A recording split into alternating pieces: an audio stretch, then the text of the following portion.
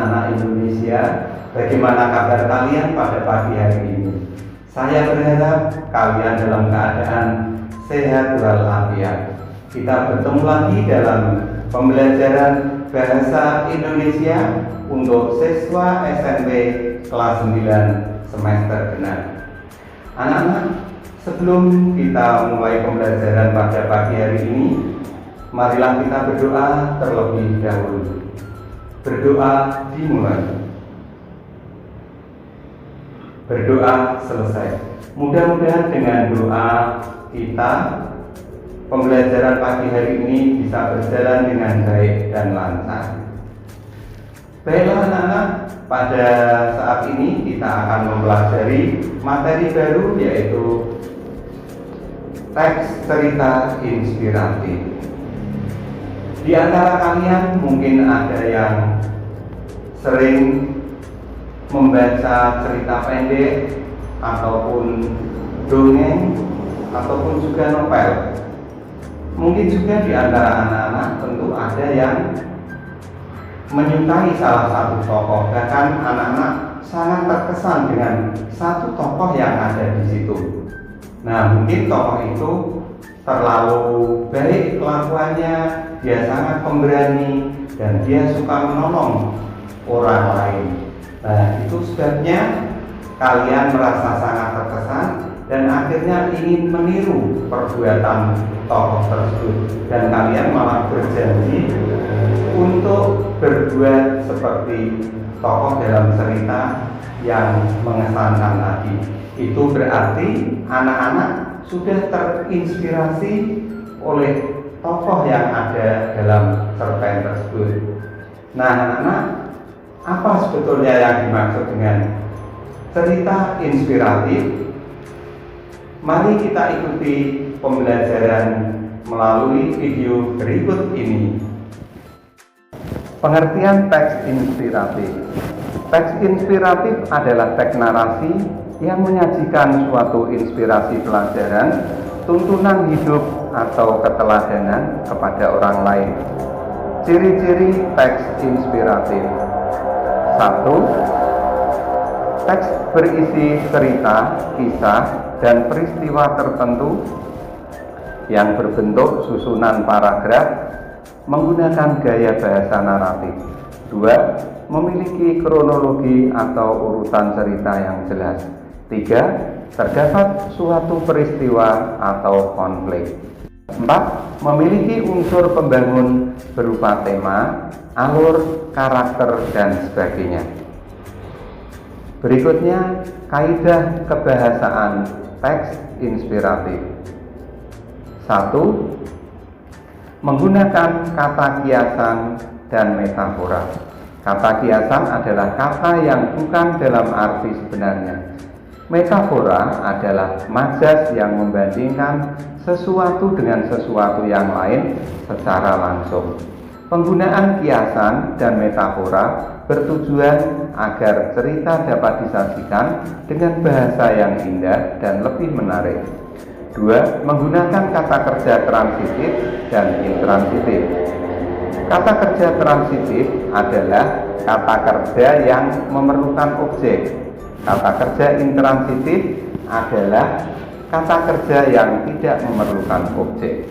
Contoh kalimat transitif: Ibu memasak beras di dapur. Contoh kalimat intransitif: Randy sedang menangis. 3. Menggunakan kata benda, kata sifat, frasa, atau klausa. Penggunaan kata tersebut disesuaikan dengan topik yang dikembangkan dalam cerita. 4. Menggunakan kata penghubung penanda urutan waktu. Contohnya: pertama-tama, lalu, akhirnya, dan lain sebagainya. 5. Menggunakan kalimat berita. Kalimat berita adalah kalimat yang bertujuan memberitahukan sesuatu kepada orang lain. Contoh, sekolah kami mengadakan perlombaan untuk merayakan hari kemerdekaan. Yang keenam, menggunakan kalimat langsung dan kalimat tidak langsung. Kalimat langsung adalah kalimat yang diucapkan secara langsung kepada orang yang dituju. Contoh, orang itu menasihati anaknya, berhati-hati di jalan nak. Kalimat tidak langsung adalah kalimat yang memberitahukan perkataan orang lain dalam bentuk kalimat berita. Contoh, orang itu menasihati anaknya agar anaknya berhati-hati di jalan. Selanjutnya, struktur teks cerita inspiratif. 1. Orientasi adalah pengantar cerita. Penulis mengenalkan tokoh, latar tempat, latar waktu, maupun latar suasana dalam cerita. Orientasi ditulis dengan bahasa yang menarik agar pembaca ingin mengetahui keseluruhan isi cerita. 2. Perumitan peristiwa, yaitu kisah tokoh dan peristiwa menuju ke puncak cerita atau konflik. Bagian ini berisi problem atau pokok persoalan yang ada di dalam cerita. Konflik mulai bermunculan. 3. Komplikasi, yaitu puncak atau inti cerita, tempat kisah yang menjadi inspirasi. Bagian ini berisi puncak permasalahan yang ada pada cerita. 4. Resolusi, peristiwa menyadarkan tokoh tentang kebaikan. Bagian ini berisi jalan keluar atau pemecahan masalah yang diceritakan pada perumitan peristiwa dan komplikasi. Konflik sudah menurun. Bagian terakhir atau nomor 5, koda, yaitu penutup cerita berupa kesimpulan pesan moral. Bagian ini berisi pelajaran atau nilai yang dapat dipetik dari cerita. Anak-anak, agar kalian memahami teks cerita inspiratif, mari kita perhatikan contoh cerita inspiratif berikut. Pada contoh ini, bagian pertama orientasi.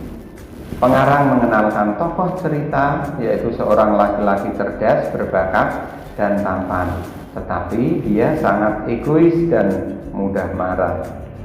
Kemudian bagian kedua, perumitan peristiwa, berisi orang tua anak sangat cemas, kemudian memberi palu dan sekantong paku kepada anaknya.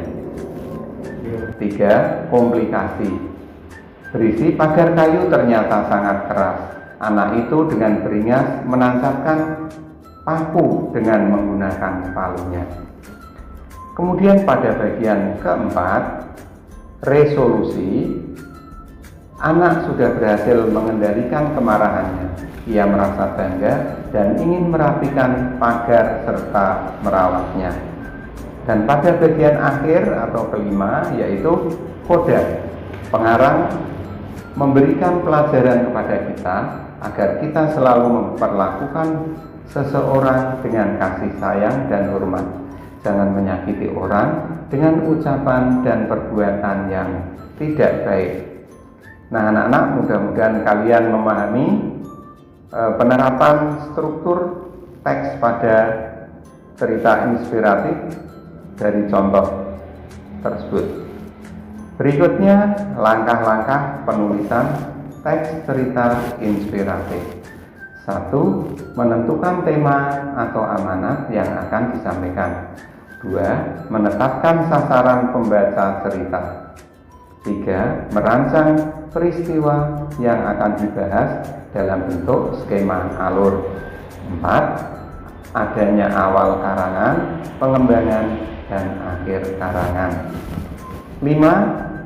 Menyusun tokoh, perwataan, sudut pandang, dan latar.